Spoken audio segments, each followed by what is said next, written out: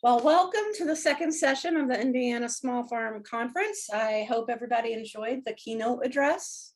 In this session, we'll be discussing urban renewal through community agriculture. And just as an FYI, you probably saw on your way in, we are recording this session. Before we get started today, we would like to take a moment of silence to recognize the devastating hardship the people of Ukraine are suffering today. Would you please join us for a brief moment, please?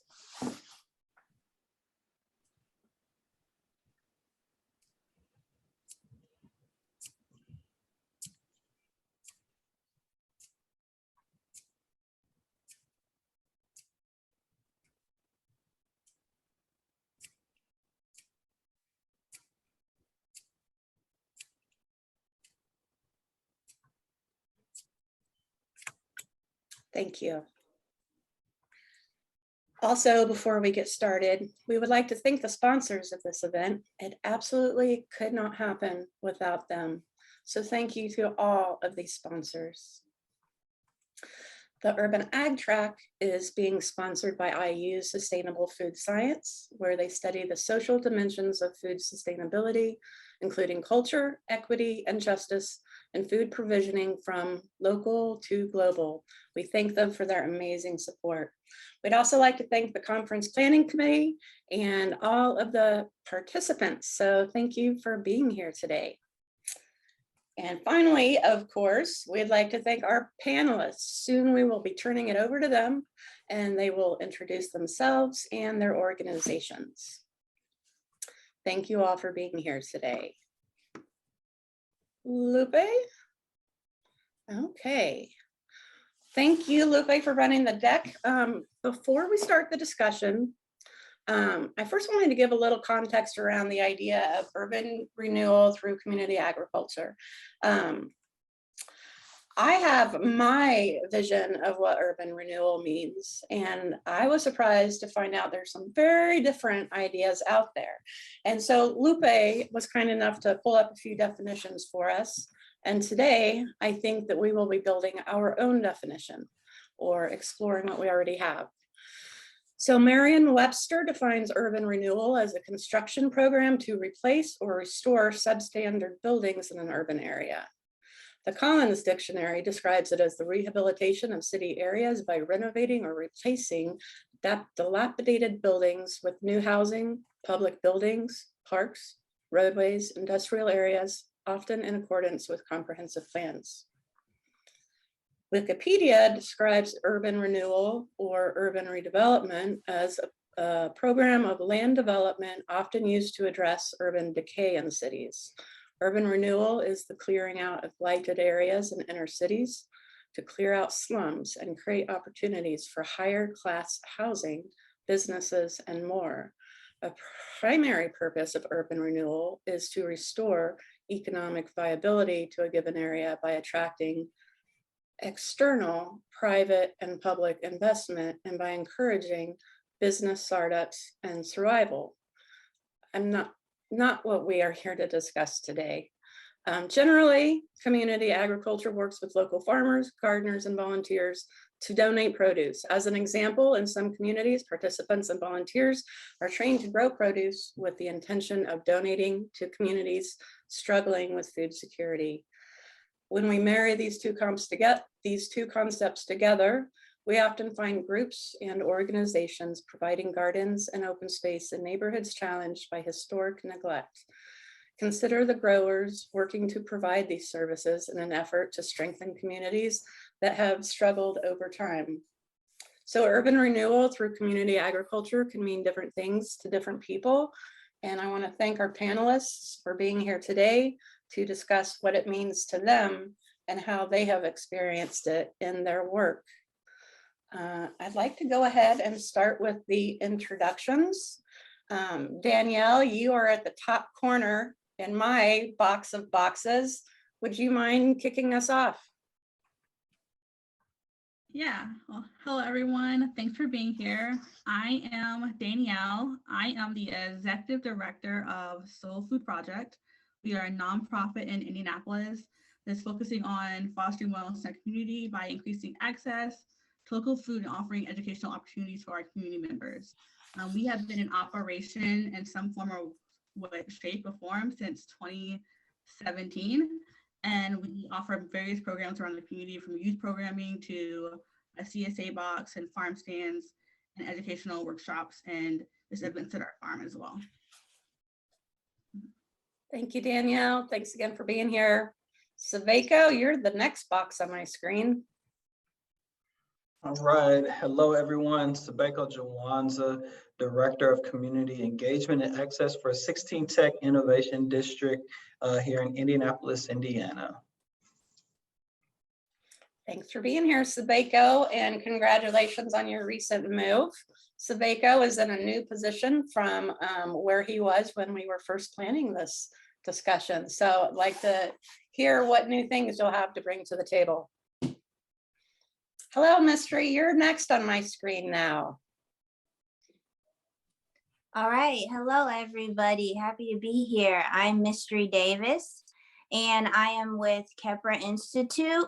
I am a co-coordinator of our garden program, Growing Good in the Hood, and as well as a community educator. Great, thanks, Mystery. Thanks for being here. Thanks for I saw Frida pop up. Frida, are you with us still? I'm still here. There you Good are. morning. Good morning. Good morning. My name is Frida Graves. I am Faith Farm Administrator in Gary, Indiana, a member of Faith CDC. We are an organic farm growing to remove blight in the area, to rebuild sustainability and food access in the community. We have educational programs, and we also have a community development corporation, which we are working to remove blight in our area. Okay, thank you, Frida. You know, I think I neglected to introduce myself and my colleague, Lupe Valtierra. I'm Brooke Alford. I'm an urban ag and natural resource educator in Marion County. Lupe is a friend and colleague up in Lake County, where he is a community development educator. Lupe is going to be monitoring the chat today. We have some questions prepared for our panels, but I suspect that there's going to be a lot of questions that attendees are going to have today as well. So Lupe is going to be monitoring that. And we did not agree on an order of responses to questions as we go. I'll first ask if there's anybody who wants to go first. And if there isn't, I'm going to pick somebody. So first question, within your geographic area of work, what does urban renewal through community agriculture mean to you? And how does that impact the work that you do? If somebody's ready to respond, let me know. I might give you a minute to think about it. I'll respond. Thank you. Okay, what urban renewal means to me is rebuilding of community. You can rebuild community through urban agriculture, as well as the definition that you gave earlier of new housing and all that. I'm not sure I agree with that definition. But as we rebuild the organization, rebuild the farm and open up educational possibilities, that opens up other areas of housing and accessibility and food sustainability. So if we're by urban farming, we are opening up more opportunities in our community. We call it, I believe one of the definitions said something about blight, but we call it light because we can see the light through the blight by rebuilding of our community. Thank you, Frida. That's wonderful. I like that, the light. Thank you. Who'd like to respond next? In continuing with the introduction, I've been in this position with 16 Tech for about 5 weeks. And so before then, I was over at Flanner House, which is a community center here in Indianapolis on the near northwest side for about 4.5 years. And I was the director of food justice. And a part of that encompassed a farm that is surrounded by a daycare, or that surrounds a daycare that's at Flanner House. Flanner House is over 124 years old, so it's been in Indianapolis in the near northwest community since the 70s. And we transformed some open land into farmland that surrounded a daycare so that young children could see how plants grow on their everyday trek inside and out of Flanner House. And then an abandoned building was turned into a bodega style cafe so that people could enjoy coffee, enjoy some good tunes and good conversations, but also be able to purchase some of the food that was grown in the farm and from other distributors within the community. So what you are seeing over at Flanner House and the things that were happening was a center, multi-service center that established some urban farming. And the identity of a neighborhood is created by the people and what's going on within that neighborhood. And this was used to add to what was already going on in the backyards of a lot of people's homes in this area. One of the key components to that was also opportunities of employment and being able to bring people in for jobs. And we had a program where young people could come and work on the farm. And a lot of people were like, I don't want to do that slave work. You know, that's slave work right there. And now we're focusing on trying to transform the narrative that no, enslaved people were used to do work that they were naturally able to do to feed their families.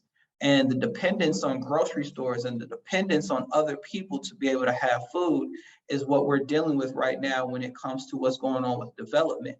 Development isn't about structuring the city and a neighborhood in terms of where is the next farm or where can people grow food. It's about where's the grocery store going to go? Where is the supermarket going to go? And we're taking the power away from people to be able to control how they feed themselves when we don't intentionally have some type of direction on what people need in order to survive. We don't intentionally understand the environment and what type of soil and water people need in order to grow. Those are the types of things that aren't being talked about when it comes to development. And so when it talks about urban renewal, the only reason why we have to renew what's going on in the urban city is because we done destroyed it in the process of trying to have development. And so now we're trying to have these purposeful conversations about what it takes in order to present something that's natural, that the earth was already intended for when we have those types of developments coming in. And so what I see in that is intentionally putting farms in areas where children can see and intentionally having ability for community members to engage with each other so that they can benefit from some of the tutelage that our elders and some of our people who care about growing food have. And it doesn't take a farmer's market or some type of program to do it, but you can see it in your everyday life. Thank you, Sabeko. Well said. Thank you. Danielle, do you want to chime in here? Not really. I really agree with everything Sabeko said. Like that was what I was going to say as well. Like with what we do as Soul Food Project, we have a lot of vacant lots that we have transformed into urban spaces for our residents. And a lot of our programming is definitely, I would say, guided by our community members. I don't do programs just for the sake of doing a program at our farm. Like I'm doing something in our farms, I use it for community members as part of their request. And what we grow as well is kind of at a request. So I think everything Sabeko said I really agree with. So I think he said it really well. So I'll leave it at that. Thank you. Yeah, a lot of good points. Well, this is very related to what Sabeko was just discussing. Our next question, across the country, gentrification is threatening to displace various historic communities.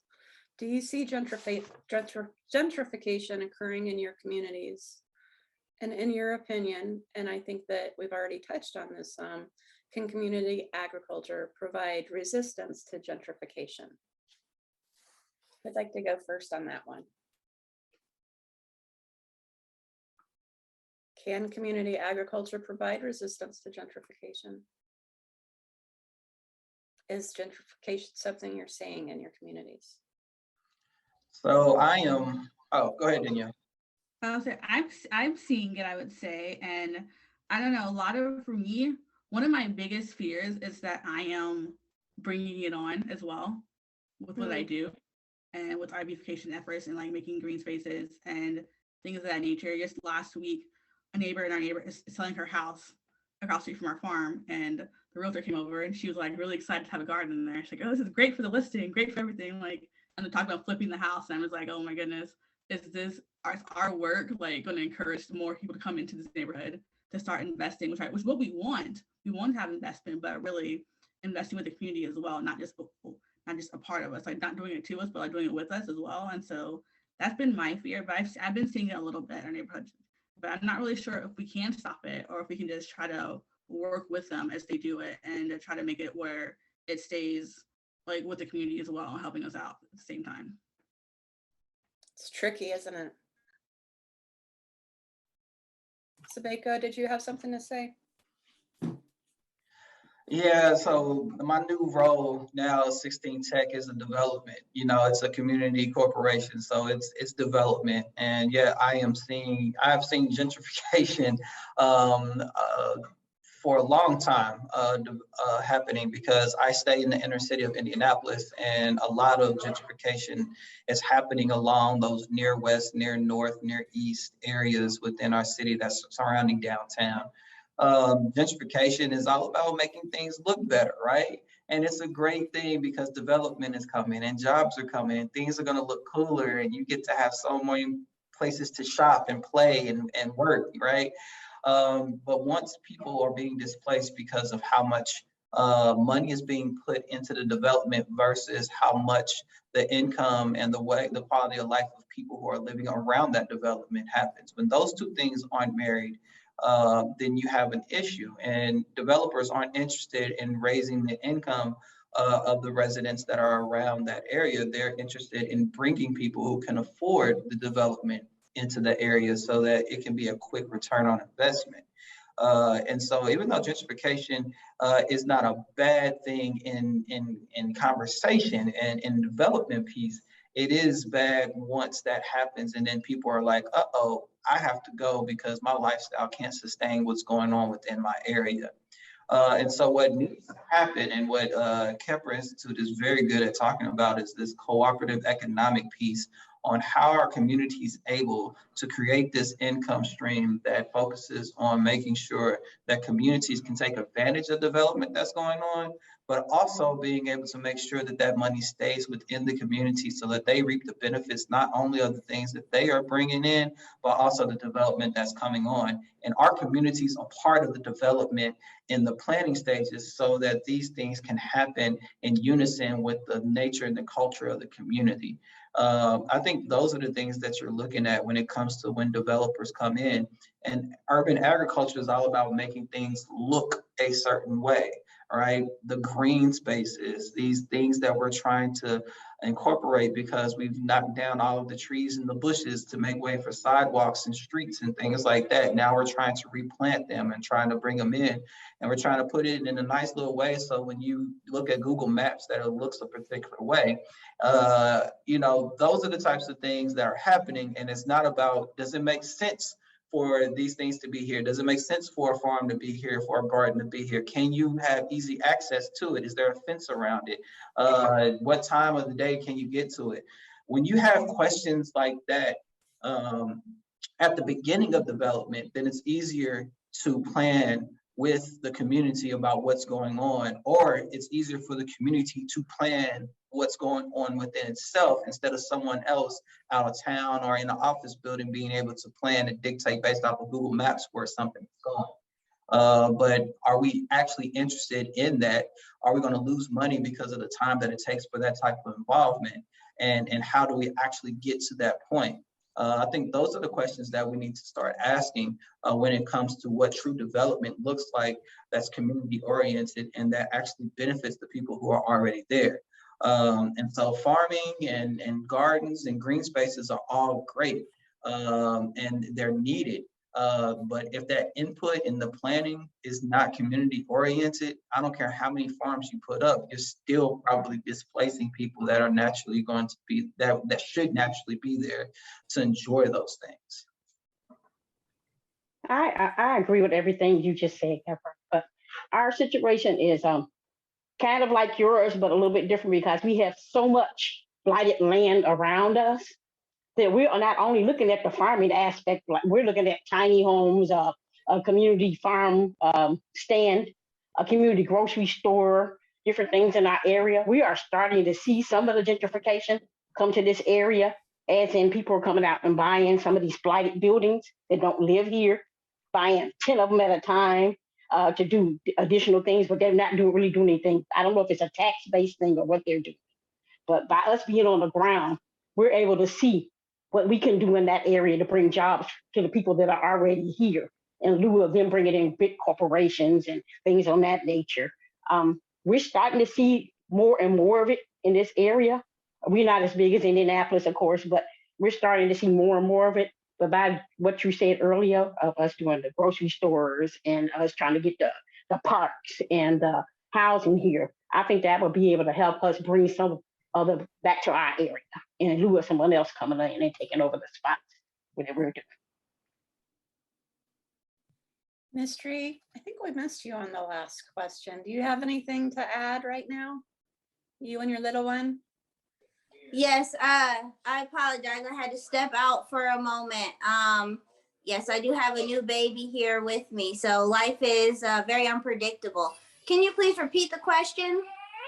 Sure, absolutely. Across the country, gentrification is threatening to displace various historic communities. Do you see gentrification occurring in your communities? And in your opinion, can community agriculture provide resistance to gentrification? Okay. Yeah. Of course, you know, Kepler Institute is located on the near northwest side, as is Flanner House. So, you know, we do see a lot of changes going on in this area. He's not very happy. So yeah, we do see a lot of changes going on in this area. And then, you know, I live right off of Riverside Park, and all of the development that is happening in the park has had a huge influence on the house prices over here.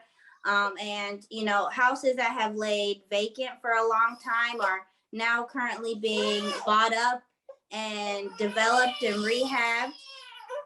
So, you know, I definitely see the landscape changing. And as far as, you know, do I feel like community agriculture? It's all right. It's all right. Do I feel like community agriculture can lend in that to build more resilient communities? I'm not sure if community agriculture is the whole, excuse me for one moment, let me just.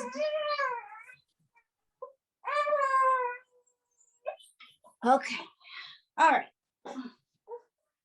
Gonna put this up a little bit. We're gonna be on the go for a second. People, Okay. Thank you for bearing with us right now.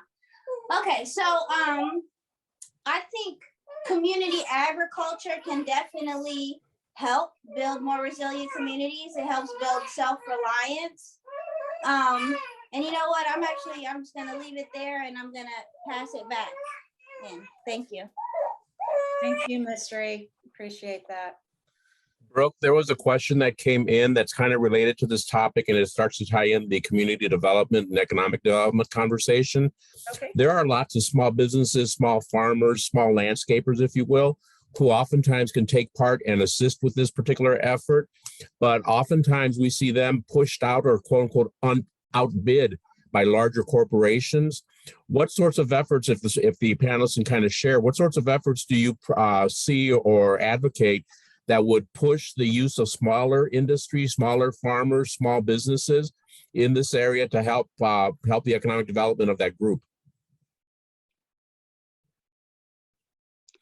While I'm not on the panel, I'm with Kepra, and I work with Mystery, and her baby is 3 months, going on 4.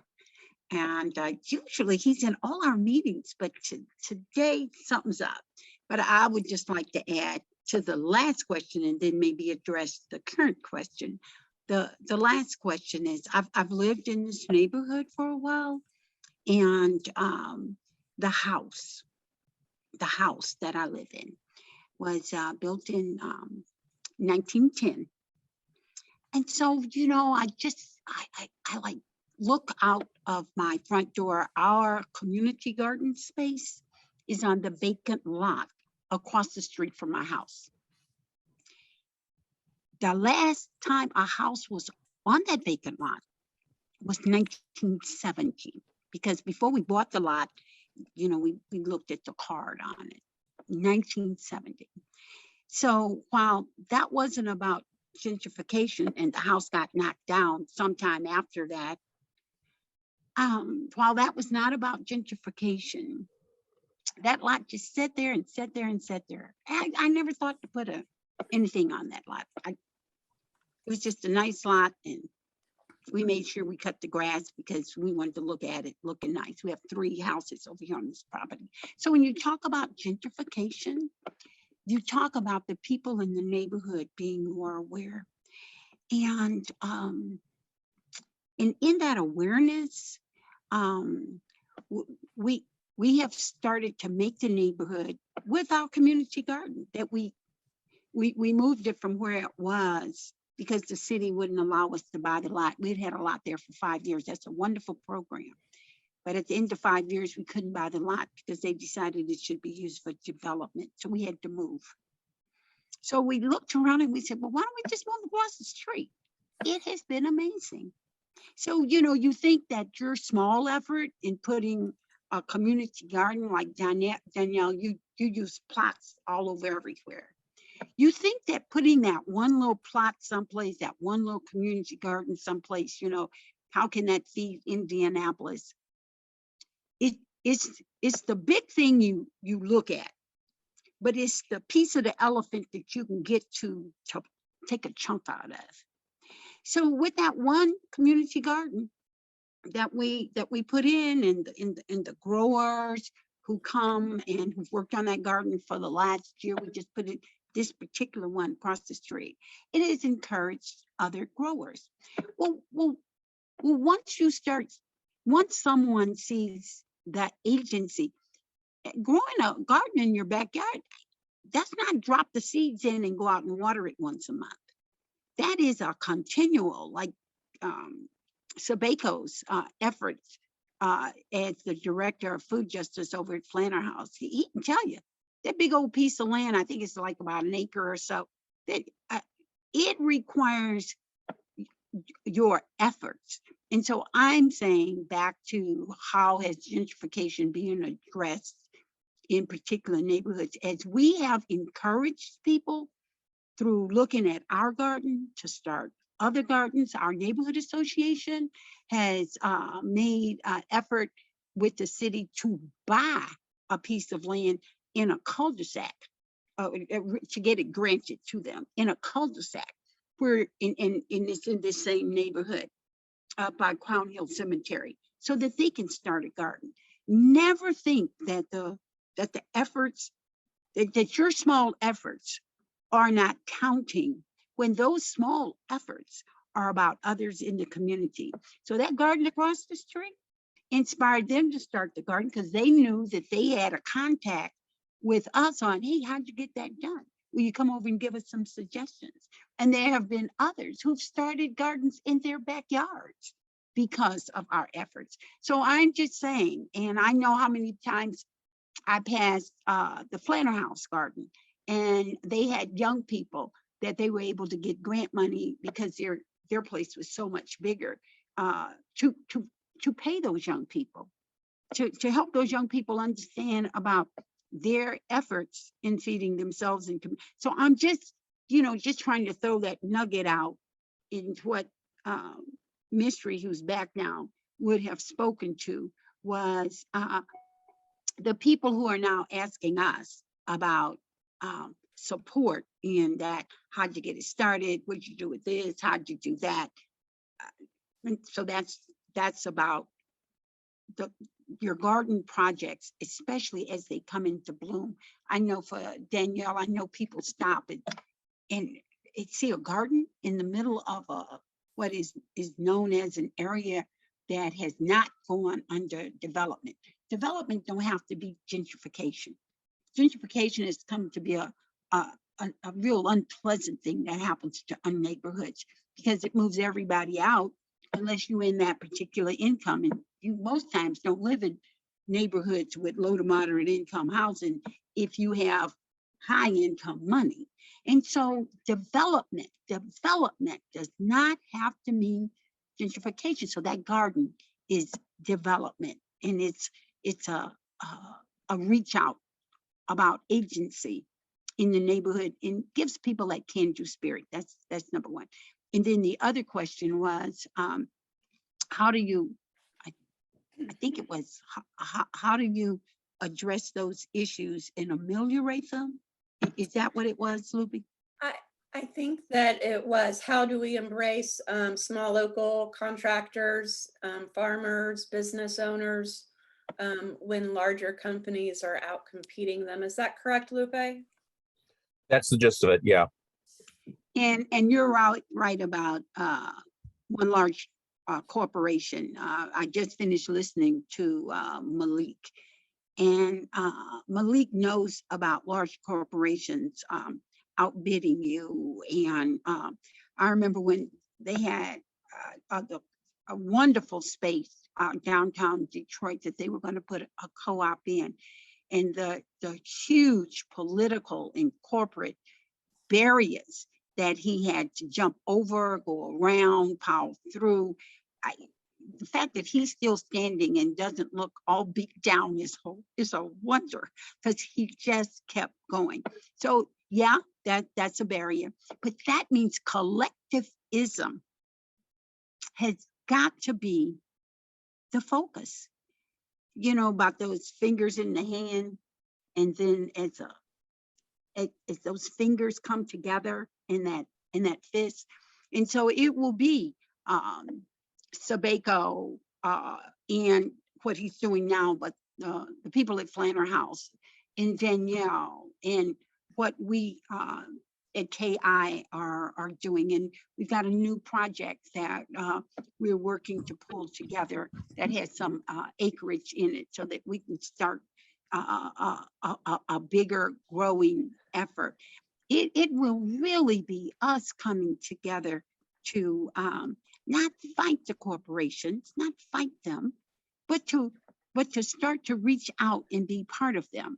Corporations are usually national and multinational. We live here. And if indeed they're coming here looking to scoop us up, it is on us to weasel our way in and work with and through them to say, hey, you coming in, it is a harder job for you than to work with us and allow us to be the managers, to be co-owners, we'll just have a visionary plan of how we can all pull together and make that work. So I'll say collaboration, those of us on the ground who know our communities, work in our communities, and know our community people. So a mystery, I was just adding to our company motto. Thank you. Thank you. Does anybody else have ideas about how we can lift up our local small businesses, being contractors, farmers, who might be feeling the pinch of larger corporations? And Paulette, thank you very much for talking about that collaboration and all of those fingers coming together into a fist. I'm with you, and I think that's the work that KI is doing a lot of right now, facilitating that. So thank you. Yeah, for the last question, it's that collaborative, cooperative economics is not just about money, but it's about resources as well. Barter system, understanding each other's talents and assets, and knowing how to utilize them, and then planning for them. When a contract goes out and a big company gets it, and someone sees that, and then all of a sudden it's like, hey, how come a local organization or somebody that I know didn't get that? And then we start to plan for that, we are already too late, because that organization, that big organization, not only do they get that contract, but they gain the trust of those who are giving the contracts because of what's going on with not only society with the pandemic, but resources and how companies are trying to have that profit loss. So you have to understand business as well as engagement. And so what we have to do as communities are make sure that we are putting ourselves in position to take advantage of what's already out there that we know. If you know that there are some businesses there that are small, having a list of those businesses to be able to connect with, and then having someone who keeps an eye on contracts that come out that relate to those businesses. It's a coordinated effort and a strategy that communities need to take in order to take advantage of some of the money that's trickling down from grants and other entities, and to be able to make sure that that goes into the hands of people who are within the community. It can't just take one organization or one person to do that. It takes a team, a community team that is dedicated to not trying to send an invoice for doing this work and saying it costs this much for me to do this, but it's I'm invested in making sure that the trust and these entities that are given this money is within these small organizations and these small businesses to do the work. And we're establishing a track of having a good report and doing a good job. And that's something that we have not done very well, because unfortunately we are in a position to where we are scraping and scrapping and trying to make ends meet and paying our rent at the end of the month, or we're 2 months behind, and we don't have time to be strategizing how to get somebody else some opportunities so that all of us can benefit from it. And I'm trying to get my opportunity because of the way the society is here, and we kind of have to make sure that we got each other's backs, right? And we work and we try to stay ahead of the game, which we're already behind. So you're trying to stay ahead of a game that you already know that you're behind, and that's deflating. But organization is one. Knowing your assets is two. Like coming together, knowing who you are, bringing those aspects together, then sharing your resources and understanding how we can share those resources. For anybody that's familiar with the principles of Kwanzaa, that is all those things that are expressed in those principles of Kwanzaa, those 7 principles: unity, coming together, self-determination, knowing who you are, cooperative economics, understanding your assets and your resources, collective work and responsibility, making sure that you can work together with the people who you come together with, having a purpose, doing it with some creativity so that you're different from the others and you add your own unique kind of swag to it, and having faith that it will work. You know, those principles are used for community development, and that starts with understanding who knows what and what role that you play. If you're a business and you're a small business and you do landscaping and you want a big contract, can you handle that big contract? Who else can you partner with that can help you handle a multi-million-dollar contract? And are you willing to work with somebody? Or are you one of those people that I work by myself, I work best by myself? We're not going to get a multi-million contract by saying that I work best with myself. And so as communities, and I'm going to check our community in terms of understanding what it takes to be appreciative of that. But are we supporting those entities too? If that person's, hey, I work best by myself and this is what I want to do, are we as a community saying, well, here, do my yard, do this yard, make sure that this yard and my grandparents' yard is done. I can do this little bit to keep you afloat. And it may help you get gas. It may help you get a meal for 1 week, 1 day out the week. I don't know what it will do, but this is what I can do. If you're not going to take that role for us to help you out to get the multi-million, let me give you these dollars so that I can make sure that you keep going. And that's just the community effort that we have to put in place. But remember, we are at a place where if you're not organized or if you're not in the know, the big deal, the big monies, those things that are coming down are not going to help anybody that's next door to you. They're always going to go to somebody who stays ready. If you stay ready, you don't have to get ready. And so all they have to do is put in place the write-ups and the things that they've done with the next multi-million-dollar contract that they got last week or 2 months ago. They're already ready, and they have someone who's paid from that multi-million contract to actually look at these things and look at it. And so now economically, we're at a disadvantage for that. But we can be as strong as we want to be if we group together and provide our own resources for each other and provide that power and don't depend on the multi-million-dollar contracts. And if we do that and start off with there, we might be able to take advantage of those multi-million-dollar contracts. but we're still having to work on us as a community being able to trust each other enough to where we can build on the assets that are already here. We don't have to develop assets. We have those assets here. Everything is in place that we need in our communities right now. In every single community that you see, it's there. But what we have to actually look at is how to utilize those assets. A hammer is only as good as how many nails you got, right? Like you got a hammer, that's a tool, you know how to use it. But if you don't got no nails, you just breaking stuff. You're not creating anything, you know what I mean? So we got to make sure that we understand how to create with the assets that we have. Thank you, Sabeko. Great points. Thank you for sharing those principles and the comment of really knowing your assets, understanding your community, understanding who can do what and share. It's stuff to live by. Thank you. Does anybody have anything to add to this part of the discussion right now before we move forward? Okay. Thanks, Sabeko. Thank you, Paulette. Thank you all. Do we have anything from the chat right now, Lupe, that we need to share? Anything else? Sabeko just got invited to come into Evansville to do a presentation down there, so I'm sure he'll pick up on that information. But generally, good comments in terms of supporting the conversation that's going through. And I think, Brooke, this kind of leads into the next question, and as has been advocated, bringing in community together, looking to support each other. So if we can ask, going through Mystery, Danielle, Sabeko, and Frida, who are some of the community partners that you're currently working with? And why did you end up partnering with them? So this is your chance to shout them out and give them those plugs that are needed. And if we can just kind of keep it brief, however you do that, though, because we do have a schedule to keep off of. So I'll just go ahead and assign Danielle as the first one because you're smiling. I have a lot of community partners. I work a lot with a lot of our local growers as well. They are very helpful with helping me just better my craft in a way. But some of our bigger partners, obviously with Purdue Extension, always they're amazing at a lot of things they do. And so they're always helpful with ideas that I have. So they're great. A lot of community centers as well that I work with as well. So, and the other nonprofits around the area that I talk to and partner with. And that's pretty much it. Yeah. But a lot of people though. A long list. Frida, how about you?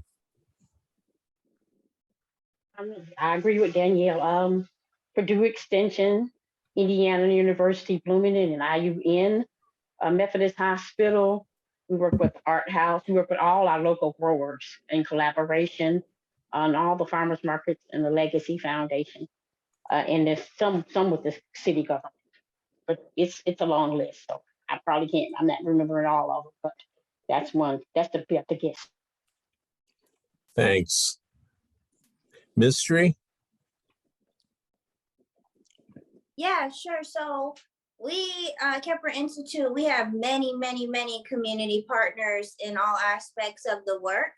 But some that are coming to mind with our food work is we really, we also collaborate with the community. We consider those our community partners, and we support other initiatives such as Elephant Gardens. We typically buy our starts for our gardening program from them. And we also work very closely with Butler University, with their students and their faculty. And then when a gentleman who is a part of our growers program, Growing Good in the Hood, he actually started following his passion of growing food. And that's all that he does. So we are partnering with him and supporting him this year and buying our starts from him as well to boost his business up. Also, Sharana over at Lawrence Community Gardens. Kepler was a huge part of her beginnings. We sponsored her actually so she could go to Purdue to get trained and start her own endeavor. So we partner with Lawrence Community Gardens on a lot of things as well. And yeah, again, I'm sure I'm forgetting some people, but those are kind of the main groups that are coming to mind. But yeah, so many partnerships. It's beautiful. Thanks. Sabeko? Yeah, so our endeavor at Flanner House had so many different partners that came together.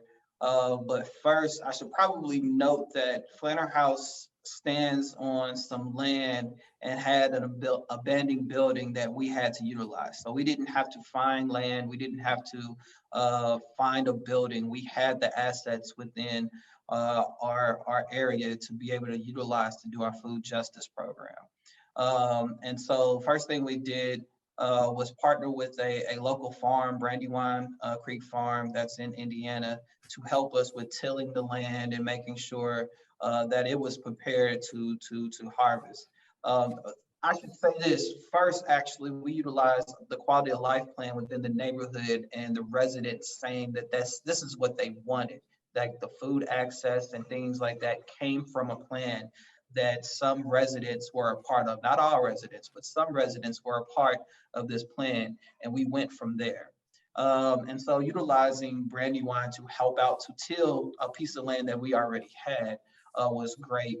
And then we utilized Flanner House as a nonprofit to leverage grants and resources from others to be able to provide money for a fence, and community members came out to help build a fence.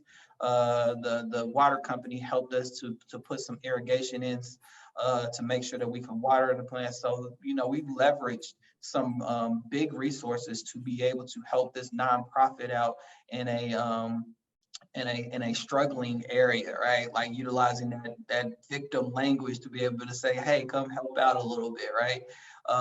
And so those are some bigger kind of people that we've kind of helped out, that have helped us out. And then utilizing CDBG grants to be able to build and leveraging some resources that Flanner House already had to kind of create. And then fundraising as well. The executive director, Brandon Cosby, is an excellent speaker and is able to speak about the need and the want for that, and that we're trying to help to alleviate a problem that have been, you know, the Double 8 food store that was down the street left in 2012, and I came aboard in 2017, you know, so all of these things played a part in the story that we're telling about the disinvestment that happened on a city and state level when it comes to our community. And so utilizing those stories to be able to tell why we're doing this help to bring people on board for that piece. And then recognizing that there were entities that were helping to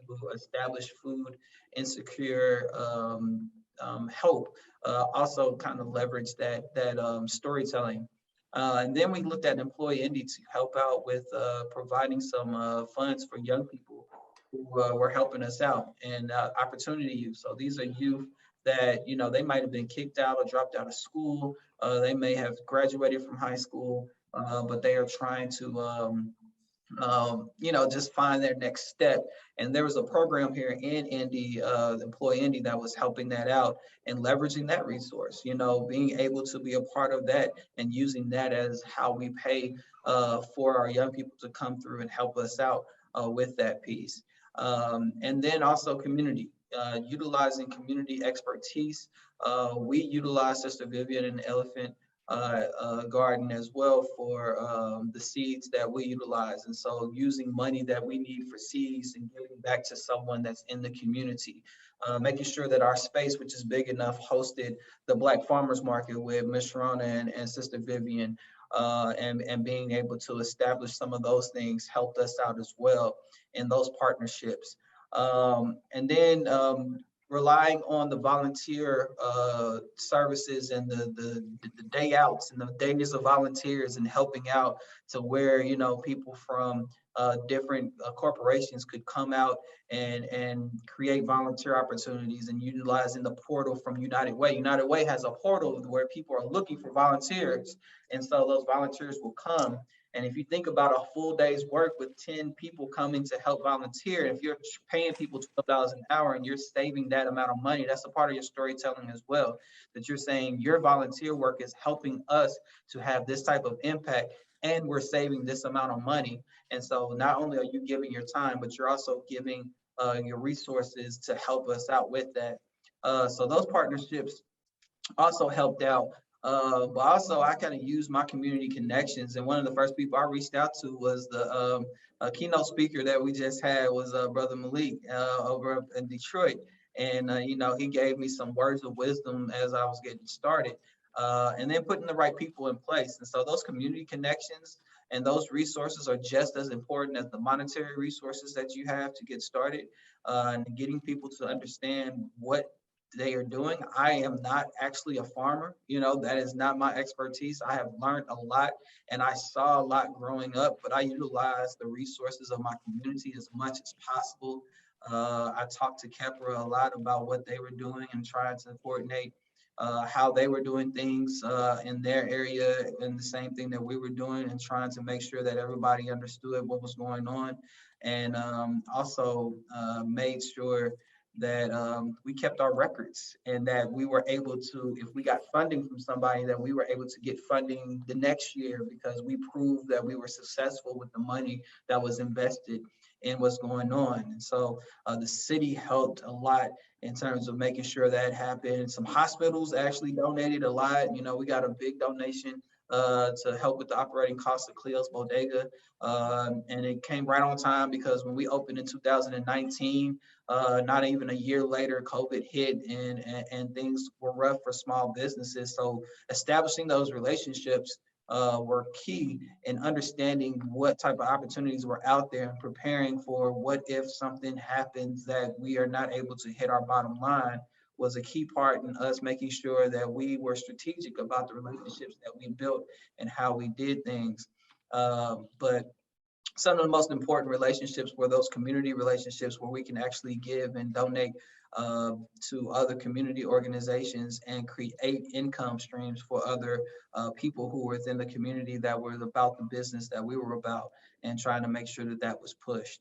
So yeah, it's going to be different depending on who you are, but those are some of the things that we did, and leveraging the name of Flanner House, as well as the expertise of Brandon, our executive director, in terms of how he tells stories. It was pretty unique, and that's the way that Flanner House was able to kind of establish their way of doing food justice. And then bringing somebody along that can explain these things to everybody, like myself, was a part of that plan too. So, you know, having that spokesperson was also good, who could connect on those many different levels, probably help with the success of what Flanner House is looking at. Thank you, Sabeko. We get You know, your- that starts, I'm sorry, Brooke, that starts to get into the next conversation point in terms of the other side of the coin, if you will. We appreciate the comments about the community partners that you have along the way. Talk with us a little bit though, you know, share with us some perspective on who your clientele is. Who are you working for? Who are you intending to serve? And has that changed over the course of time?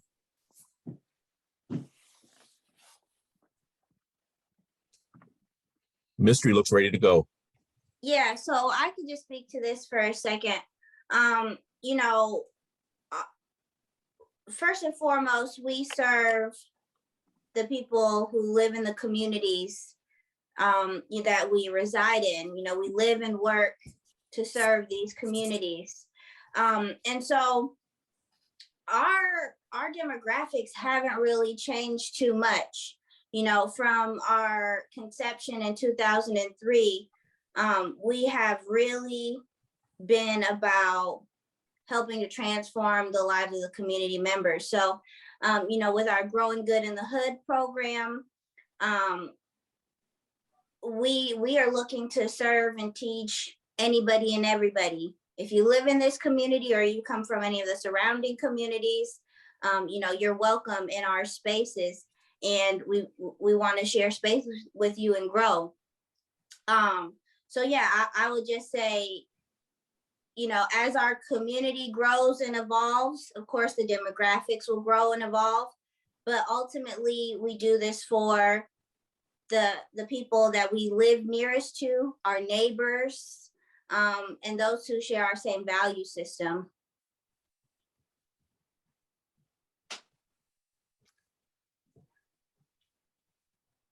Danielle, has your clientele changed over time as you've grown?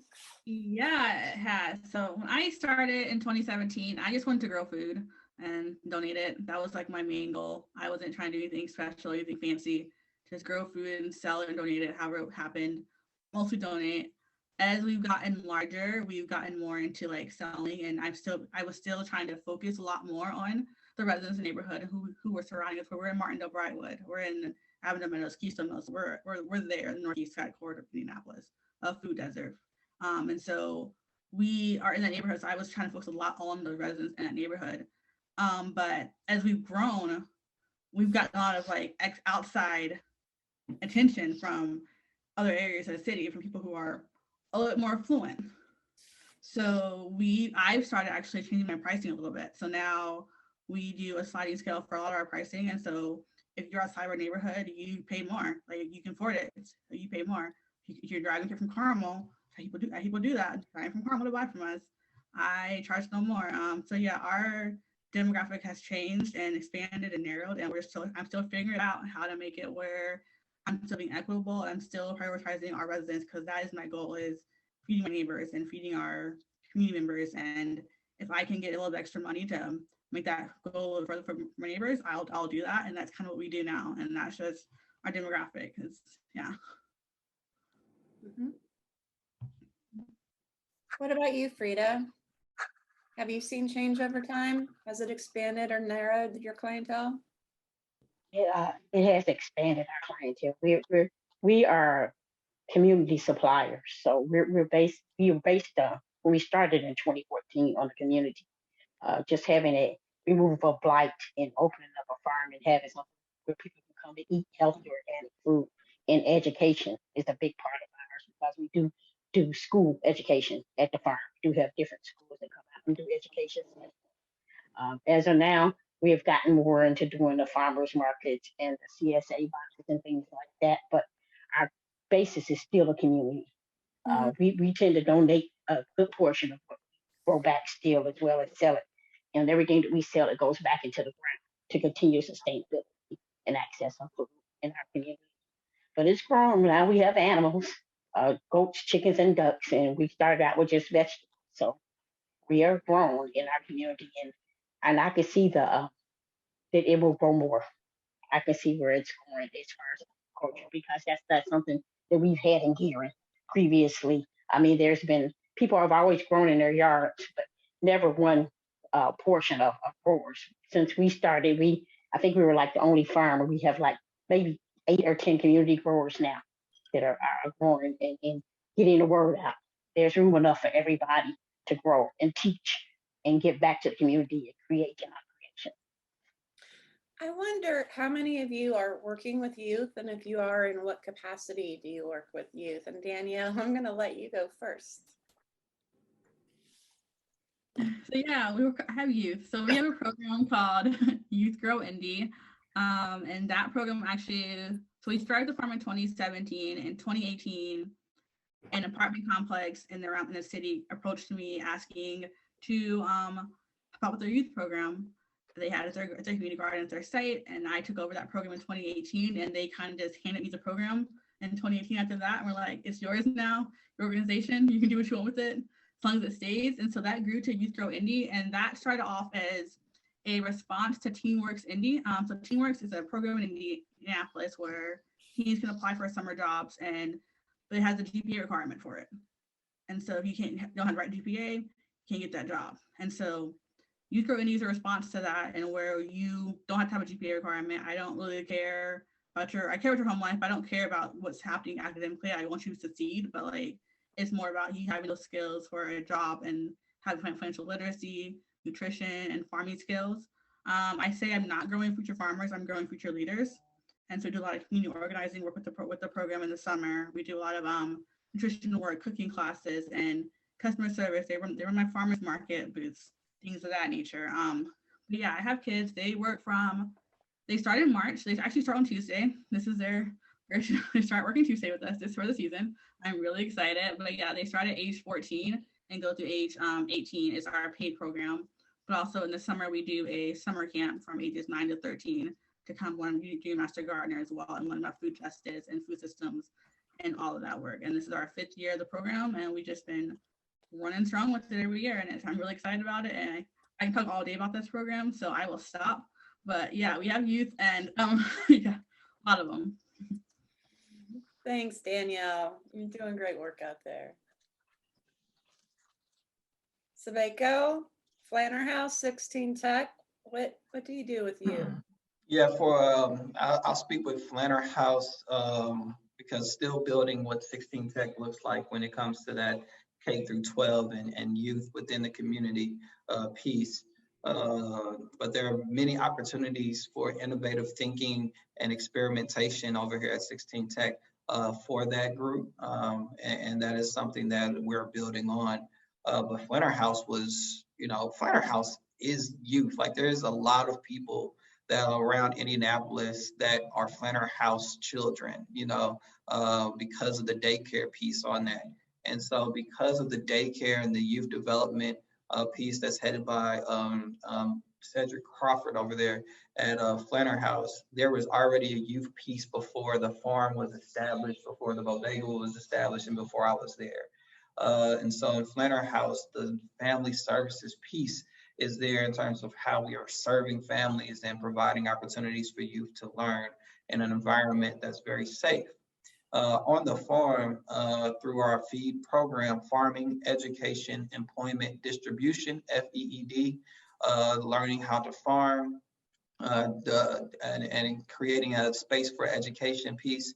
It's one of the only places where youth who have experienced being justice involved or have been dropped out or kicked out of school have an opportunity to have a paid position where you earn your high school equivalency. So we essentially pay you to not only work on the farm, but pay you to get a high school equivalency and be able to move forward in your position. That's the 16 to 24-year-olds.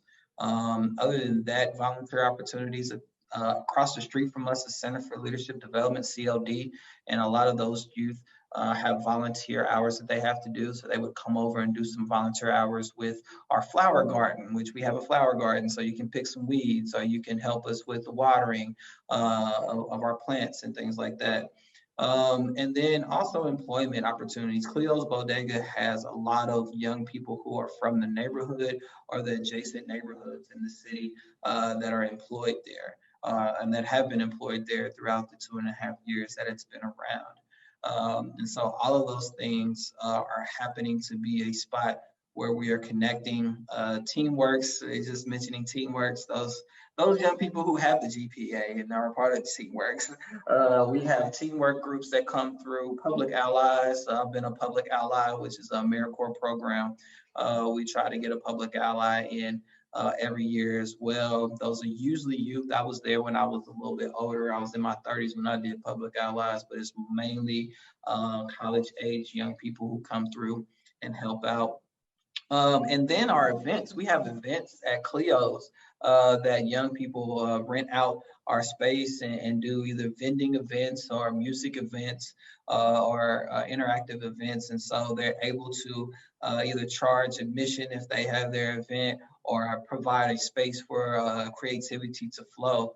And so it's kind of a plethora of things that are available around our area, where we're next to a park and next to a residential neighborhood in terms of being able to benefit youth and young people.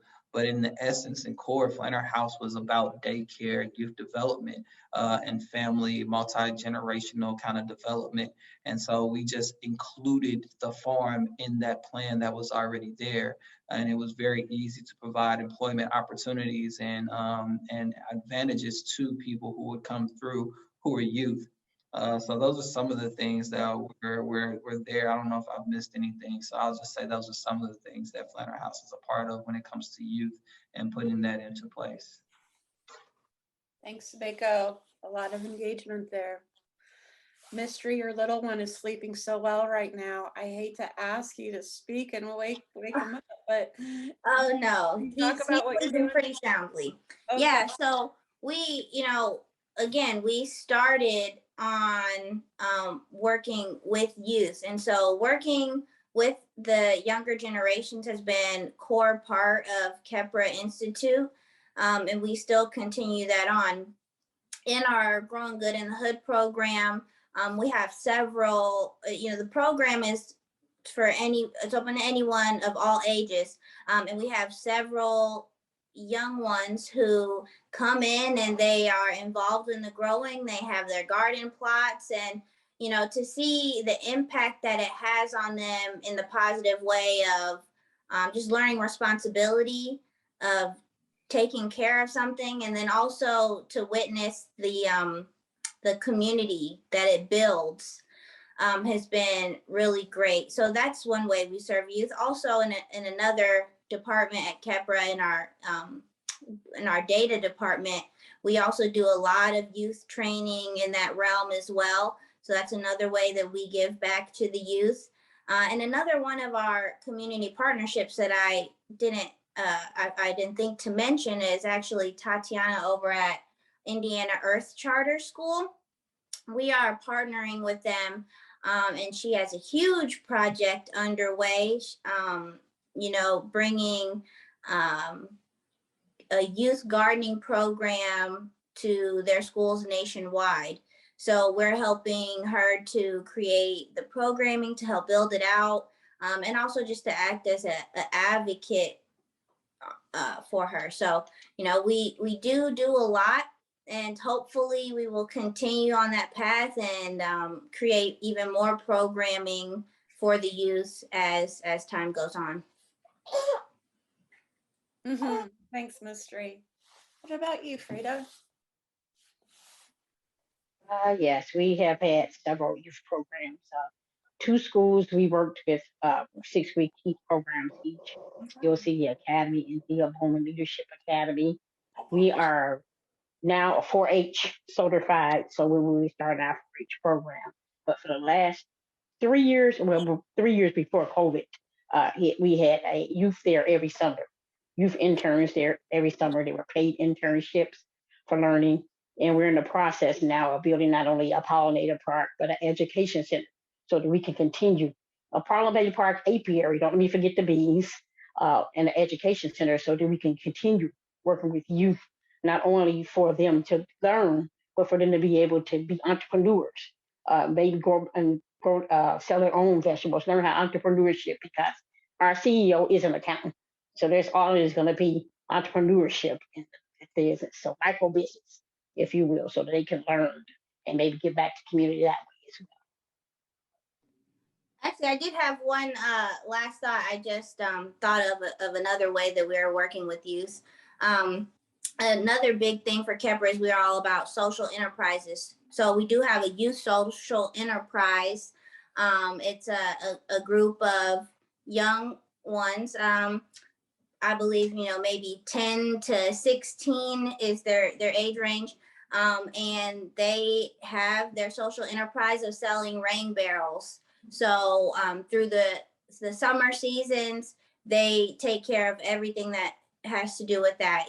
They take the orders, they get the stuff, their materials that they need, they put it together, and then they help deliver those to the community members who order them. So that's another way that we're helping to support our youth. Great, and getting rain barrels out into the community. Thank you. I'd like to know what resources, community, environmental, financial, have been crucial to your success, and I think that we've already touched on this some, or to the success of other growers. So what resources, and then maybe what is missing that would be like a really key element of change? I would say the resource that has helped is the community input and community support. And what's needed is community input and community support.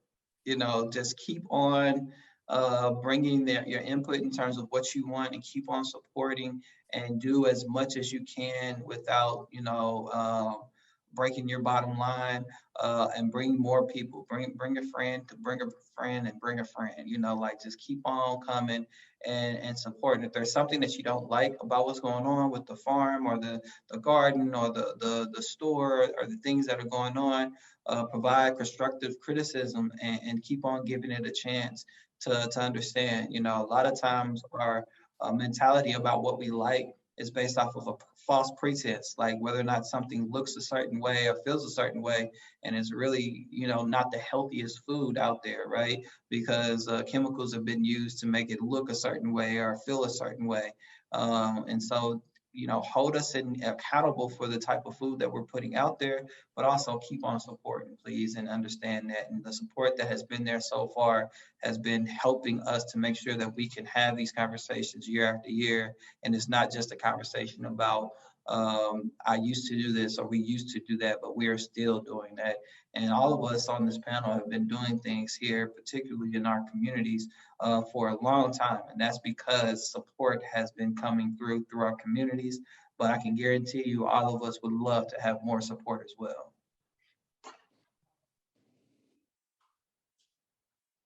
Danielle, I know that various resources have kind of helped you along at different times. Yeah, I've had a lot of different resources help me out, like between educational opportunities or just different grants. I think the biggest one for me has been the community collaboration. I sat on a lot of different committees, and I'm still seeing a lot of different committees in the community. Different partnerships are happening, like DIPN, EFAI, different things like that. And I think being part of those monthly meetings and quarterly check-ins, I've been able to connect with people who I wouldn't normally connect with in general, and I wouldn't know. And being in front of them have helped me to like further expand our reach or further expand our impact in ways and like help fill in the gaps that like I haven't noticed, or something community members requested something from me and I was like, oh, I don't know how to do this, but like being part of those commissions and part of those partnerships, I can find someone who can do that for me and they can come to the farm and lead that workshop for me. And so a lot of community collaboration has been really important for us and how we've grown and helping me fill in a lot of the gaps that we've had in our services. What's missing?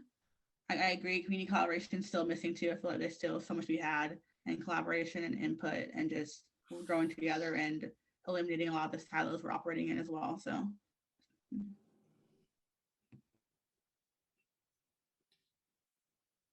Yeah, and I will just add that, we feel like our biggest and best resources are our community members, are the people that reside in our communities. So, they're our biggest asset. And, we're really working to heal together. What our motto is community empowerment through self-mastery. And, I firmly believe the more that we master ourselves, the more that we heal ourselves, it is reflected in our community and through the people that reside in it. And, I would say, what I feel like could be better supported is, maybe just more people who are interested in bringing about real change in the community, who are willing to do the work, who are willing to, put the time in and be driven. And, in terms of monetary resources, that goes a long way too. So, money and dollars, that helps get influence. And I'll leave it there. Thanks. Frida? Yeah, I agree with all that. The community resource is a big help to us. Just being able to talk and work with different collaborative partners like DK Devils and things along that. Of course, the grants are very important because everything that we make goes back into the ground. I don't take a salary. Past Curtis doesn't take a salary, but we have to pay people to come out and be able to help us out. So being the grant with the grants, that's very important that we get more to be able to move forward. I mean, of course, we can do the donations and fundraising and all like that, but we work specifically on grants at this point, our own finances, either one way or the other. So, but community has been very important, and then our community partners and always the people just around us, the farmers around us, that's helped us tremendously. And I think that's going to help us move forward. Frida, have you found that more grants have become available since you started doing this work? They have somewhat. Sometimes it takes, we're just now learning more about writing grants. That's another thing that we had a problem with, getting someone to help us write the grants. Grant writers are very necessary in the kind of work we do. We've worked with different people along the way, but they've helped. But if we had someone that was specifically writing grants for our organization, that would probably help us a little more. But I see right now that there's bigger opportunities coming the way for small farmers. And as long as we stand together and work together and continue to grow our communities, I think that would be helpful. Thank you. I want to switch gears a little bit and ask you about your crop planning process. How does your clientele influence your crop planning?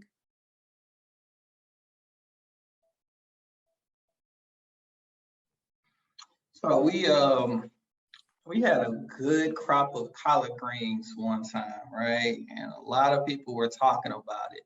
And we planted collard greens, and we planted kale, we planted purple kale. And there's a lot of people who are like, why are you planting kale? Not too many people eat that. And it sold out. And the collard greens sold out. The purple kale didn't do as much, and so you kind of have to trial and error in terms of what's going on, but listen. We've been trying to do sweet potatoes over at Flanner House and understand, that's what some people are looking for, particularly during the end of the growing season, because our greenhouse is not up yet, but we'll be having a greenhouse for Flanner House here in the next year to be able to do things year round. But in October and November, the greens and the sweet potatoes, everybody's looking for those types of things, So you got to understand who's coming to you and what they're coming to you for and what they will come to you for. And that's based off of shopping habits and what people have in the store. And just bringing that about, the cucumbers, they'll come in abundance, but they only come for, that quick of time. And so you have to kind of capitalize off of those things and market it based off of how you grow, but also pay attention to those who are coming to you and what they're asking for so that you can provide them what they need. Because you may not need to grow a certain amount of one crop and focus on another crop because that's what everybody's coming to you for. And they come to you when they come to you. Just because you grow it doesn't mean they're going to come. Just because they ask for it and you grow it doesn't mean they're going to come to you exactly when it's ready to be ripe and picked and produced, right? It's like, now you have it when I'm ready to come to you. And so you got to grow enough to where they don't come to you for another 3 weeks and other people are coming, that they can get it. And when that person comes, that they have it. It's a very unique game when it comes to marketing and capitalism that you have to play when it comes to those types of things. But you listen, you take in advice and learn. Like if there's something that you don't know how to grow that someone wants, then maybe that's a learning objective that you can put with some of the young people or connect with a group that's of young people and start to experiment on how to grow best and can it grow in the soil here in Indiana that you're trying to do, and what are some of the best practices of doing it. So a lot of those things can turn into learning objectives as well. Thanks, Faco. I think that it takes just knowing your community too, what their likes are. But as you grow more in years, you learn what the community wants for. I'm one of those people that likes to get inventive. I did kohlrabi and bok choy and some of the vegetables, but introducing it that you can still eat this healthy and it's still good, but you can still make it in dishes that you like already. That showing people that you can use broccoli leaves and in with your spinach and your kale and cauliflower leaves, that they have more beta carotene than the actual broccoli itself. But yeah, he's right. The collard greens are always a big hit around here, but it takes knowing the community, speaking with the community and seeing what they're coming to get. You're of course, going to have your staples, your tomatoes, your onions, and so on and so forth. But the various different things, I find that the herbs do well for us as well. The lavender and the eucalyptus and all those things. That people like all that kind of stuff. You could teach them that you can use that in the shower And that goes back to me being a nurse. I always put that in my head. You can use it in your shower for respiratory. Oregano has antibacterial properties. But I find that you know your community, you know what they're going to like and come in. So Frida, when you're introducing some of the less common crops to people, do you include recipes or suggestions for cooking? Oh, you're muted. You're muted, Frida. I thought I was unmuted. Sorry about that. That's okay. I do. I've actually done demonstrations with squash on the grill and things like that. And then like acorn squash, show them how to cook acorn squash. And I've gotten some recipes from Aaron from Purdue Extension, and I look up recipes myself. But a big thing is with the herbs. I like to give recipes with the herbs so they will know how to use the herbs. Nice, nice. Danielle and Mystery, do you have anything to add to your crop planning process? How your clientele influences that? Yeah, I'll just jump in here real quick. So with our Growing Good in the Hood program, we let the growers pick what they want to grow. So we go to our suppliers, namely Elephant Gardens, and then our grower Bobby. So we'll go to them and we'll choose from, we'll just buy a large quantity of the things that have the same planting schedule. And so we'll get a large group of those different plants and seedlings, and then we just let the growers choose, hey, these are your choices. And you can choose however many of whatever thing you want to grow in your garden plot. And we do take care of all costs. There's no costs associated. So we do, we buy all the transplants for them and we let them totally choose. And then we also allow them to have a lot of input on the whole process in general. We oftentimes go back to our group and we ask for, suggestions. What do you feel like needs to be added? What do you think is important for us to talk about? And we'll be sharing our syllabus with them and asking for input even to create our schedule. So they have a lot of voice on what we plant and how we really kind of teach them and interact with them as well. Thanks, Mystery. Danielle, we're going to have to wrap up here soon, but I wanted to give you an opportunity. If you had anything to add to crop planning? Not really. I'm pretty much the same way, like asking people what they want and then growing it. Great, great. So we are coming to a close already. That went quickly, and we certainly didn't get to all our questions. However, we would like for all of our panelists to take a minute, maybe 60 seconds, to give us any kind of closing thoughts that you would like to share. Any last comments? Sabeko, you're shaking your head, so I'm going to call on you. That's valid. That's valid. There was a question in the chat about, getting young people to come and volunteer in the community. And I think that's something that you would have to talk to people and have an arrangement probably with food. Like what are people getting in terms of lessons and ability to be able to take care of their bottom line in order for you to receive help. That's something that unfortunately people are not going to necessarily in your community volunteer to do this, especially if they could spend their time either relaxing or making some money. And so what are they getting from that experience, whether it's crops that can help them out and other crops that they actually produce, or where can you find some type of stipend to where you can help alleviate, some type of compensation, I would say, for their time. And also, this is when it talks about food apartheid, like food apartheid is systematic. And so we have to understand where our grocery stores are being placed, where they're being taken out, what type of quality of soil and water do we have, the air quality based off of factories and things that are in your area. All those things also something that you have to recognize what's going on in your community when it comes to planting and having a farm. This is a community effort and we're all a part of this. And as long as we all understand that the support comes from us, then we can make a difference in terms of what's going on. Food and your mental state have a very big connection. And a lot of times you're going to see some of the most violent areas in the city being those areas that are considered food insecure, food swamps, or food deserts. And that's all a part of food apartheid. That systematic way of taking resources away from communities, and good food, affordable food, all of those things are about that. Thank you, Sabeko. Frida, do you have some closing thoughts for us? Do. My heart and mind is always going to be on sustaining the community, rebuilding the community, removing blight, education.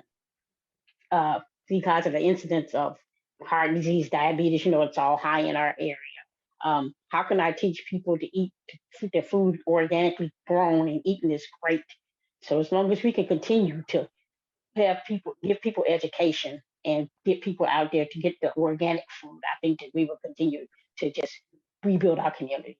If there's more spots, if this one place can be a model, and then another place can be a model of that model, another place can be a model of that model. That's how we rebuild our community, bring jobs back, and sustain our. Thank you, Frida. Danielle, what are your closing thoughts for us today? There were a lot of comments in the chat about just starting projects and getting projects going, and I just want to reiterate the process of doing projects with the community, not to the community. So while you may see a need for something, please, I just urge everyone to make sure you're including the community you're serving in all of your planning objectives. Like Soul Food Project, our name Soul Food Project because our focus is on the wellness of the soul of the community as well. That's why we call it Soul Food Project. We want to foster the wellness of the soul of the community. So just be cognizant of what you're doing and the work you're doing, and have any questions, let me know. Yeah. Thanks, Danielle. And finally, Mystery, what would you like to leave us with today? Yeah, well, I love that you said that, Danielle, because that's a huge thing. Create these projects with community and not just doing it to community. So that's key. So I would really try to drive that message home as well. And also, really making the point that change starts with self. And it starts with you as an individual. So once you change yourself, you can help to change your community and help change your reality. So I think that is of most importance. And community agriculture, to me, helps to renew the spirits of the community members that it touches. Not only does it help to, revitalize the land, but again, it revitalizes the person and the community. And so, yeah, I think that's very important in building resilient communities. I think it's very important to build communities that are self-reliant. So, we don't need to go outside to get all of our needs taken care of. We're able to, just be sustainable in that way. Yeah, I think that's pretty good. So I'll leave that there. Thank you so much, Mystery. And thank you all for being here and taking the time and really sharing thoughtful experiences. We really appreciate it. Lupe is going to send us off now. We've got a request. This programming that we do every year, we always try and improve it. And if you could take just a few minutes to go fill out a survey for us with just a few questions about what you have taken away and what might improve in the future. We'd really appreciate it. There's the QR code and there's a link as well. Lupe has included the link in the chat. Thanks, Brooke. And there was one final question that came through about, with all the produce being done, are there efforts made to help teach individuals how to preserve it or to save it in other fashions? And we don't have time to talk about that. That's probably another session in and of itself. But do reach out to Purdue Extension, for example, either through a 4-H program or through the Health and Human Sciences program, where they do have special projects and programs that are available to help you with those particular areas. So you do have the slide information up if you wanted to take a mobile unit and take a shot of the QR code. You can access a survey that Brooke referenced. There is the reference down there for the HTTP URL. It's also been posted in the chat several times.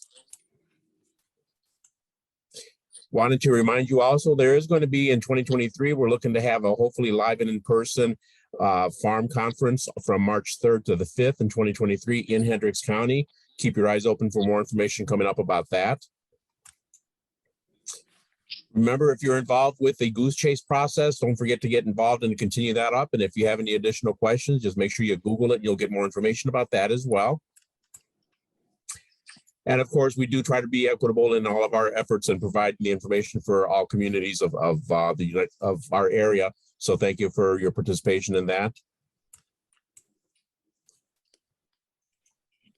And with a black screen, and it is now 1:01, we are closing out. Brooke, I'll leave it to you to say goodbye to everybody.